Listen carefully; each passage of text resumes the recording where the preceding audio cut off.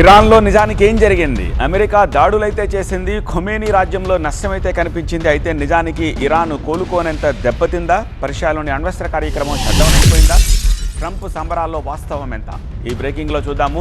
America దాడుల్లో Iran అణ్వస్త్ర కేంద్రాలకు తీవ్ర నష్టం జరిగింది. నష్ట తీవ్రతను కొత్త ఉపగ్రహ ఛాయాచిత్రాలు చెప్పకనే చెప్తున్నాయి.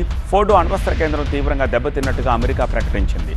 P-2 బాంబర్లు దాడి చేసిన చోట స్పష్టంగా కనిపిస్తోంది ఆ విధ్వంసము. ఖచ్చితత్వంతో దాడులు చేశాము అని చెప్పి ట్రంప్ చెప్పారు.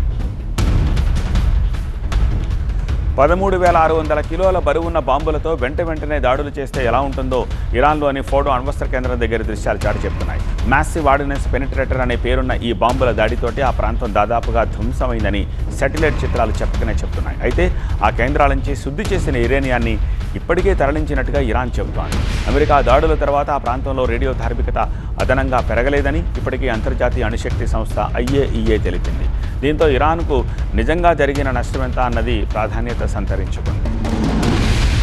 మరోవైపు ఇరాన్ అణ్వస్త్ర కేంద్రాలపై తమ సేనల దాడిని అభినందించారు అమెరికా అధ్యక్షుడు ట్రంప్. అణ్వస్త్ర కేంద్రాలకు తీవ్ర స్థాయిలో నష్టం వాటిల్లిందని ఆయన తన సోషల్ మీడియాలో పోస్ట్ చేశారు. తమ దాడులను పుల్స్ ఐగా ట్రంప్ అభివర్ణించారంటే లక్ష్యాన్ని గురి చూసి కొట్టడం అన్నమాట. ఇరాన్ న్యూక్లియర్ కేంద్రాలు రాతి గుట్టల లోపల ఉన్నప్పటికీ, భూగర్భంలో ఉన్నప్పటికీ తాము వాటిని ధ్వంసం చేశామని ట్రంప్ వివరించారు.